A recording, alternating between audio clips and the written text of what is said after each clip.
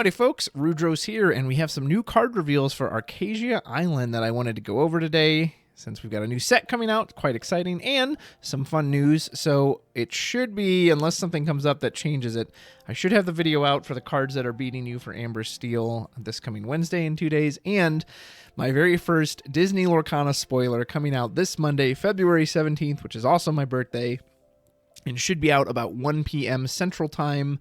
I think that's 11 a.m. if you're on the Pacific Coast, as well as 2 p.m. on the Eastern Coast. But look forward to that. Should be really fun, and I hope you enjoy the work put into that, and hope you enjoy the card spoiler. Anyway, let's look at some of the new cards that just came out for Archazia Island.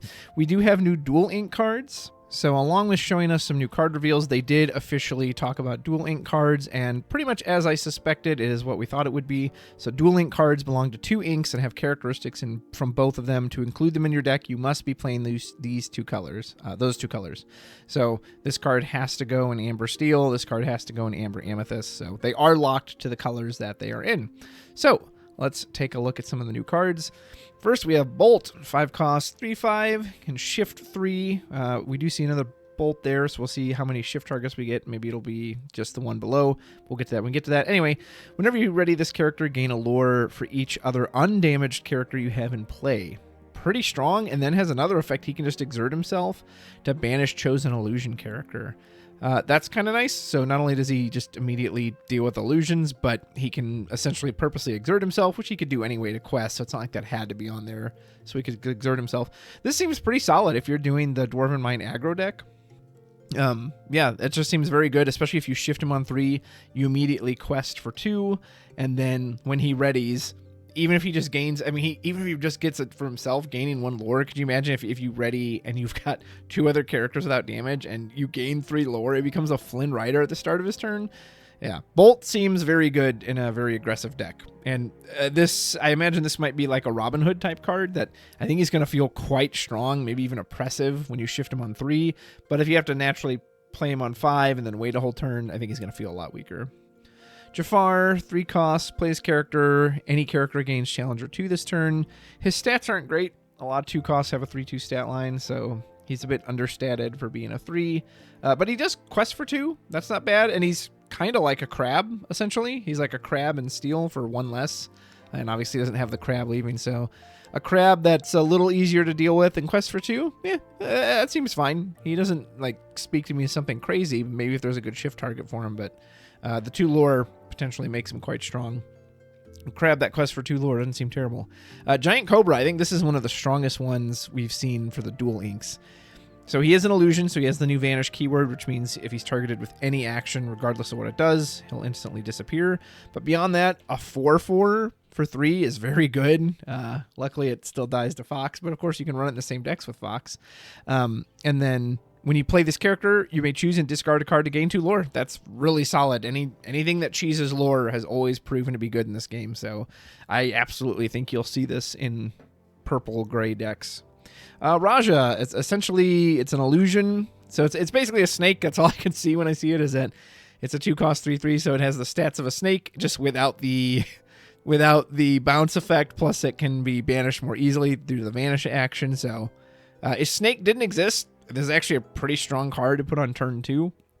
Illusions in general, we'll say this for all the illusions, that it remains to be seen how strong they will or won't be. I think they'll be very dependent on what you're going against. Again, a deck like Steel Song or anything with those songs that you can cast a Storm Rage on any of these and it immediately gets rid of them, I think illusions are going to feel terrible against that. But if it's decks that don't have actions or they have very expensive actions, I think these illusions could feel really strong. Nonetheless, this is essentially just worse snake.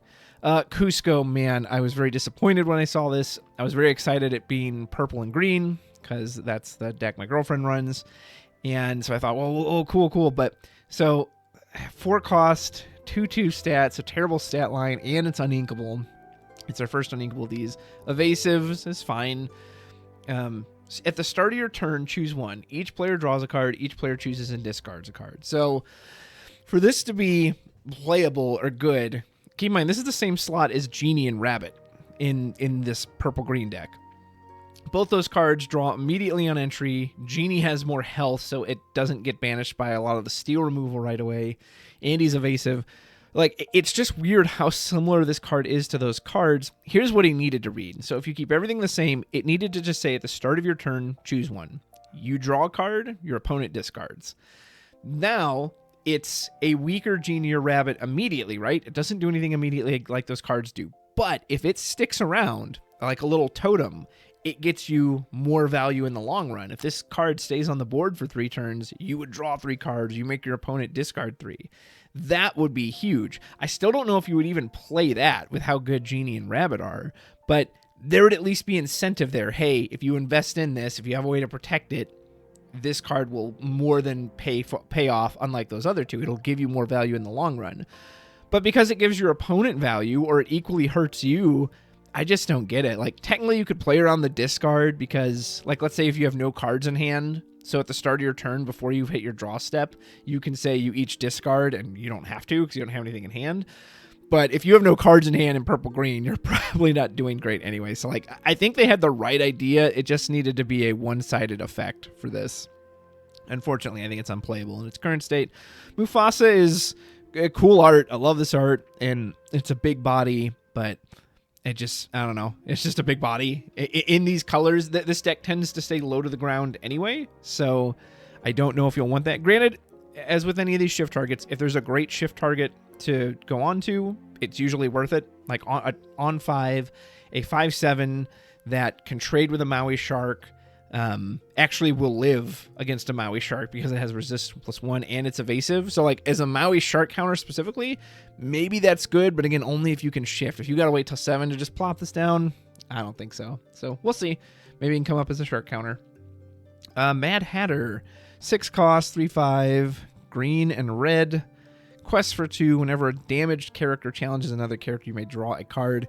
In theory, could be an insane engine if you have 3 damaged characters, challenge characters that you want to challenge anyway, and then they draw cards. Awesome. But the whole self-damage mechanic has never really been a thing, so I'll be surprised to see the C play, but I'd love to be wrong. Let's look at Yokai. Green-blue. Oh, this won't be the first we'll be hearing a green-blue. 2 cost, 1/2, bad stats. But you pay 1 less to play characters using their shift ability.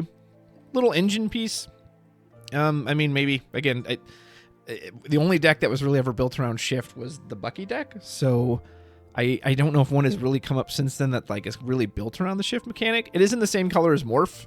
So it does mean if you put him out on 2, which is the same turn you put Morph out, though. Yeah, I don't know. It doesn't. I'd have to see what kind of deck this really enables, and even then, he's very, very easy to deal with. So probably not going to end up being very good. But Mr. Smee, the efficient captain, another uninkable 3 cost, 3/3. That's bad stats for an uninkable 3 cost. Same as the Steel Smee. Whenever you play an action that isn't a song, you may ready chosen pirate character. So it wants you to play it in a pirate deck, which then forces you into green-gray. Which has some good pirates. Has the John Silver. It has the Daisy Duck. I mean, pirates, I just don't think are going to be a thing. And this being uninkable, this doesn't even seem that great. Especially because since it can't be a song, it means the turn you play this cannot do anything. Because the only ink you'd have left, you wouldn't have any ink left, so you could sing stuff, but it doesn't matter because it doesn't trigger off a song. So maybe if he triggered off songs, it'd be a little better. I haven't seen Brother Bear. I think that's what this character's from. Is it Denahai? Impatient Hunter, 3 cost, 3/2, again, bad stats, and he's reckless. I mean, he's got resist +2. That's pretty good for a 3 cost. There's not many cards that low to the ground that have that level of resist. He is actually immune to Storm Rage On. That makes me like him quite a bit better. That's like, nope, that doesn't do anything to me. I don't love that he's reckless, but in theory, I mean, he could be okay challenger. If he had Rush, if he was Rush, like reckless and resist, and he's just like a raw attacker, I think that could be kind of fun, but without that, I don't know. Again, he can stick around. He can sit there and beat, but like he'll still go down to a Fox. Fox. How many cards does Fox check? Anyway, Lady Kluck, Sapphire Steel. I think this is the only card we've seen for this pairing. 2/7 bodyguard with ward. So compared to, it just feels like a weaker Chen Po, right? So Chen Po is a 4/7 with bodyguard. I can't believe how similar this card is. So you do get ward, which means it can't be hit with something like a Brawl or a Medusa. or even Along Came Zeus, but Chen Po hits for 4, which is way better. And this card can be banished by a big Sisu coming down. I don't know. I'm not feeling this. Like, I feel like I'd rather just have Chen Po. In general, I think a lot of these dual ink cards need to be stronger. Like, if they are locked into, they can only be played in this specific deck, then the advantage should be that they're stronger than your average card because they have that big restriction on them. But yeah, like, I don't know why. If I'm playing a bodyguard in Steel, Sapphire Steel, I feel like even Pluto's a 4 cost, but I don't know. I'm not digging it. Hades, Fast Talker. I was very excited when I saw this because it's the first Ruby Amethyst card we've seen. And, of course, that's my favorite color combination. And he is a Fast Talker. He's a 6-cost uninkable, 4/6, quest for 2. When you play this character, you may deal 2 damage to another chosen character of yours to banish chosen character with cost 3 or less. So he occupies that same slot as Medusa, as Tremaine. He has the best stats out of any of them. 4/6 is obviously stronger than a 4/4, plus he quests for 2, which is very nice. So stat-wise, he's better. I don't love his effect. I don't like that you can't play him by himself, and you have to have another character to deal the 2 damage to. If he could deal it to himself, I actually might think this card's like an auto include. But the fact that you must have another character, you have to deal that 2 damage, and then it's character of cost 3 or less, which sometimes I think is going to feel good. You can use it to banish a Madam Mim Fox, or that normally a Medusa couldn't hit a Fox. But Medusa could sometimes hit bigger cards. Like Medusa can take out an opposing Tremaine. Hades cannot because her cost is 6 or higher. So I don't know. Like, his stats are very good. Maybe depending on how the meta develops, if there's a lot of very specific 3 cost or less threats that Hades can hit, that you want him to hit, maybe he'll show up.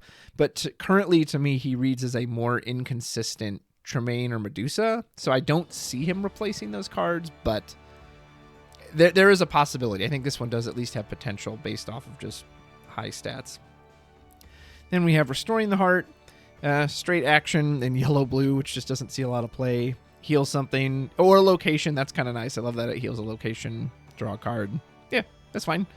Nothing amazing, but very solid.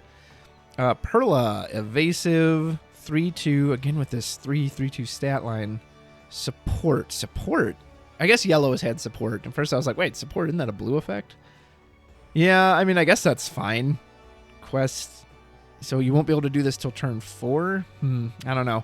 Lemon Lime hasn't really seen play in a minute, and you don't really see the end of the C deck, so this one just reads kind of to me. Calhoun. 6 cost, 5/5, 2 lore. That's good. It's inkable at least. Can shift 4. Whenever this character challenges another character, you may return a racer character card from your discard to your hand. The Racer deck I had a lot of fun with last set. Didn't ultimately end up being like super strong, even though it was fun to play with. Currently, our Racers are these Vanellope's, as well as kind of the random Racers. I mean, none of these cards I think are really worth returning, except maybe the Taffeta, maybe this Vanellope. Isn't there another one that loses lore? This one, yeah. So maybe these are kind of the only ones that even saw play in this deck. This Vanellope is good. It's like, don't get me wrong, anytime you can return a card to your hand, that's good. We don't have another Calhoun in these colors, though, so we'll have to see what her shift target looks like. Yeah, her stats are solid. Again, I don't see that deck taking off much, but it's nice they kind of reinforced it. Pascal. I mean, very good for hyper aggro, I think. Is he? He's uninkable, and that deck already had so many uninkables. It would often run 20 uninkables. He's a 3/3. He quests for 3. So if he sticks around, questing for 3 on an evasive is pretty good. But man, like, it's more uninkable. It's in the goat slot. It was already kind of, I don't know. Like, it's not that he's bad. For being a 4 cost. 3/3 evasive. Yeah, I don't know. I'm just not 100% sure. Again, that deck hasn't really seen much play since it kind of petered out. So maybe he's good. Maybe he's what that deck wants, or maybe it already has so many uninkables. And so many of those uninkables are 1 costs that you really can't afford to not have all those 1 costs. I just don't know if you're going to have room for this guy. Next, we have Bolt. He looks very determined in this photo. So 2/1/3, that's essentially an Olaf, but worse because it costs double the ink. But I do like his effect that if he doesn't have damage when he quests, you can draw a card and discard. So it's kind of like the Simba, the 1-cost Simba effect, except on entry, it's delayed and you could potentially do it repeatedly. Would that have been busted if he just had that as an effect? Like, he's a 1/3 on 2, so he can't do this till turn 3. And so he's pretty easy to take out challenge-wise. I don't know. Would that have been that strong? Why couldn't it just be whenever he quests, you just get to draw and discard? If it was a straight draw, I could see that being too strong. But it's the cycle effect. You draw and then you have to discard one. So it's only when he doesn't have damage. Yeah, you're probably only going to get that effect off once. So, but he's a shift target for other bolts, as is this one. Let's talk about this one now too. 4 cost, 2/4. Yeah, this bolt is a good shift. Although then you lose the effect if you're shifting, so whatever. This one has support. It's a 2/4. So he's basically a genie that's inkable, but has support instead of card draw. I mean, it's fine. Again, you'll probably just use it if you're looking for a shift, but this is above the above bolt, so on his own doesn't seem that great. Dr. Calico actually seems pretty decent. 3/4. While he has no damage, gains resist 2. He's immune to Storm Rage on. That's pretty important. And then he can actually trade with a fox. He can attack a fox and only take 2 damage in return, and then stick around to take something else out. I don't know what he would replace in those decks. I don't know if he's worth cutting over something like Pluto, and Pluto himself already got cut from some of those lists. But he's not bad. And even Calhoun, like, Calhoun just permanently has the 1 resist. Yeah, I don't know. If there's certain cards in the meta that he wants to beat up, he could definitely do that. To me, taking out Fox and Goat and sticking around is probably the biggest advantage. However, he is also a 4 cost that doesn't do anything the turn you play him, so will that be worth it? It might not be.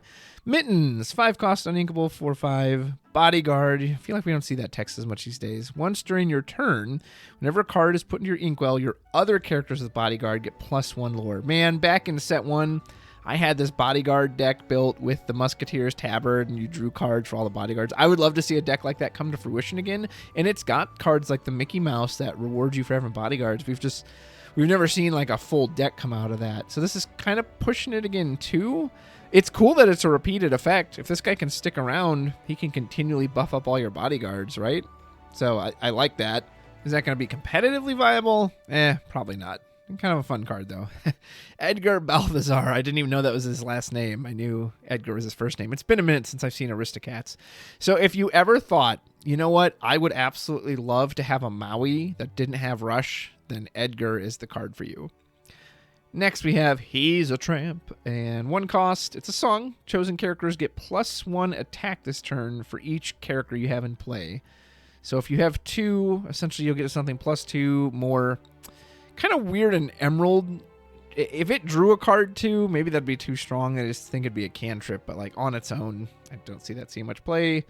Duchess is just a vanilla. Tramp. If you have a character named Lady in play, and we do see some ladies right here, he's 1 less to play. So if you're playing him with this lady, he's a 1/1/3. That puts him on curve. That's kind of weird that you have to have another. Does this effect make it worth it? When you play this character, chosen character of yours gets 1 attack for each other character you have in play. When you play this character, chosen character gets for each other character you have. So it doesn't count, I guess, the one you're choosing. So like, let's say you come in, for whatever reason you choose, okay, so you choose this lady. Let's say you play Lady on 1, Tramp on 2 for 1. Let's give it the best case scenario. So Lady on 1, Tramp now costs 1. So you do a 1-drop and Tramp. Let's say you buff the lady, it'll get +1 attack for each other character you have. So not counting, I'm assuming, either the Tramp himself or the character you've chosen. But either way, so you have a total of 3, but it doesn't count one of them. So she'd get +2 attack that turn. I don't know. That doesn't seem that great. It's like a worse version of Crab. Yeah, that one doesn't seem that great. Berlioz, fun name, but not a great card as it's just a vanilla. I mean, it's got a nice big body, but the 2 line isn't very good. Marie, whenever this character quests, you may give chosen character -2 this turn. Not a great stat line for that. Does quest for 2, though. That's kind of nice. Kind of reminds me of that old card, Noi, from set 2 that got resist when you had an item. So if you have another, it'll help make challenging really good. Maybe this could find a home in like Sapphire Steel, or yeah, I don't know. Not amazing, but not terrible. Thomas O'Malley, we've seen many of these like 4 2 bodies. It's cool he's got ward, but unless you're looking to challenge with this, he's not going to help you get lore. And Lady, uninkable seems a little extreme for a 1/2. While you have a character named Tramp in play, his character gets +1. So you play this on 1, you play this Tramp on 2. Now she quests for 2. So she's if she has the Tramp in play, she is technically like a better Lilo or a better, I don't know, a Maleficent or Merfolk or any one of those 1 costs. Although Merfolk makes them discard. So she quests for 2, but instead of the 1/1 stat line or the 0/1 stat line, she's 1/2. Not that it's not like 2 is really going to save her for anything. If she was 3, if she had 3 health and she wouldn't get banished to a Storm Rage on, that would be quite good. Currently, I don't really know why this card's uninkable. Maybe if other Tramps come into play. I'm assuming this is going to be the main one, especially since it was revealed together. But yeah, I guess maybe if there's some other Tramps, that will be it. But currently, it seems a bit weak. And then Toulouse, he's just a new Olaf for blue. Troubadour, I mean, this is just like a straight power crept Ursula, right? So Ursula is a 2-cost 1/4 with Singer 4, and Troubadour is a 2-cost 1/3 with Singer 4 and Resist 1. And Resist 1 it essentially just equates out the 4-cost, right? Like there's no situation now where Ursula is better unless you're specifically trying to like shift to another Ursula. Because Storm Rage on, it would take 2 to banish an Ursula. It would take 3 of those to banish a Troubadour because of the resist. Strength of a Raging Fire, they still need to hit him for 4, just like they need to hit her for 4. Zeus will take out both of them. Yeah, I mean, this is just straight power creep on the Ursula. Unless you're specifically shifting an Ursula, I don't see a reason to ever play this card again in Steel Song. And this is obviously in the right colors. So, yeah, there you go. There's your new Ursula slot. Ink Geyser. Okay, so this one has gotten a lot of early buzz. 3-cost uninkable action. Each player exerts all the cards in their inkwell. Then each player with more than 3 cards in their inkwell returns cards at random from their inkwell to their hand until they have 3 cards in their inkwell. The word inkwell is printed 1, 2, 3, 4 times on here. It's a lot of the word inkwell. So I don't really know what to think about this. I have heard from many camps. Some people I think this is already busted. I've had some of my friends say this is going to be banned because it's that broken. It's that absurd. I've also heard other people say it's terrible. It doesn't actually do anything. So I understand people coming from Magic have, there's land destruction cards that are never fun to play against. And that's kind of my biggest takeaway right now without actually seeing it in action is whether this is good or not. I think this is just going to be unfun to play against, similar to the Bend to My Will card that made you discard your whole hand last set. There's nothing more frustrating, I think, in a card game. Well, probably the most frustrating thing is when you just can't play the game. But when something resets the game like this, all right, I know you ramped up to 7 ink, 8 ink, go back down to 3, and let's do it all over again. And the fact that you randomly get cards from your inkwell, I think, is also just going to lead to a lot of just feels bad moments where, oh, cool, I pulled back worthless stuff, and maybe your opponent goes, I happened to pull back this uninkable I put in there with Fishbone Quill. It benefits the green-blue deck, right? Because you can, let's say, I don't know, you get out some big character, Clarabelle, Mufasa, whatever, and then you reset the inkwell, and how are they going to deal with your Tamatoa when they're on 3 ink and can go to 4 ink for the turn? So I don't know how good it will be. It is locked to these colors, so you can't put this in red-blue. Maybe this was designed to beat up on red-blue. It just sounds very obnoxious, and it sounds very unfun to play against, whether it's technically balanced or not at all. So not looking forward to seeing this one in action. Spaghetti Dinner. Item, 2-cost uninkable, exert, and pay a 1 ink. If you have 2 or more characters in play, gain 1 lore. So kind of like an updated Sorcerer's Spellbook. Not 100% though, because see, it's cheaper by 1. It's the same cost to use it, pay 1, but it also has the requirement that you have to have a lot of characters in play. Would like the Amber aggro decks, like even the Diggy Diggy Hole aggro deck, would even want this? Like on turn 2, you could also be playing Smee, which I think pushes your game forward a lot more than Spaghetti Dinner, because probably that's what you do is you Daisy on 1, Smee on 2, put this down on 3, and then tap it for lore. So now the one thing that does make this interesting, this scenario just came to my mind, this works really well with Lilo. one of the minor weaknesses of that deck is it had no way to gain instant lore. So in the late game, let's say you have 2 Lilo, and as long as you have 5 lore, right, or 5 ink, you pay 2, bring back a Lilo, pay 2, bring back a Lilo, and you use your last ink to immediately gain 1 lore. Not that that's a ton, but in those aggro decks, sometimes that 1 lore is all you need, plus it's an item, so not a ton of decks are going to have a way to deal with it. So with the Lilo in particular, this seems like this could be quite good. I don't know if it'll ultimately be worth it, but I can see a strategy using the Spaghetti Dinner. And finally, this was kind of a hidden last release. This is Taka, Elemental Terror, another Ruby Amethyst card. And this card is just kind of nutty, just statistically. So 10 cost in ink. Oh boy. 12-12 stat line. Get out your Maleficent Dragons, because that's the only thing that's taken this bad boy down. 3 lore. That's huge. Shift 7 and Ancient Rage. During your turn, whenever an opposing character is exerted, banish them. So unless they've just worded this terribly poorly, that essentially says, hey, if they quest out with 4 characters and you just drop Taka, boom, all 4 immediately banish. Unless they were trying to say, like, they are exerted through the action of being exerted. I don't think so, because I think that would make this card pretty bad. So I'm assuming it's just, as long as they're exerted, boom, come in and banish them. Man, I don't know what to think about this, because the upside is insane, right? That it's like a be prepared, but you get to keep a Sisu. It's like Sisu, the 3-quest body, except at 12-12 stat line, so no fox is taking this baby out. This thing can one-shot any location in the game, can take out McDuck Manors, can take out sharks and live to tell the tale. Like, holy moly. Obviously, though, it's incredibly expensive. It is locked to Ruby Amethyst, which means there's no way to ramp to that. So the shift line is the only way you're going to get it out sooner, which I think is going to have to be required, because I just don't think you can wait till turn 10 to put a card out like this. Only other Taka we haven't read is this 6-cost uninkable one with Reckless. Not ideal, but I guess if that's the only thing you have to shift it, unless they give us a new one. So yeah, it seems incredibly powerful, but again, very, very expensive. I just don't know if we're going to be able to afford to do that, but darn, it sounds cool. If you can get the Taka out on 7, and then on turn 8, you drop this Ana, and just instant guaranteed one-sided board wipe, that would feel pretty darn crazy.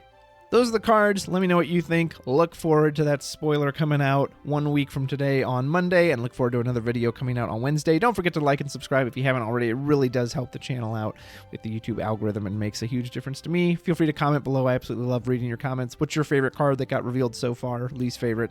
I appreciate you watching, and until next time, take care.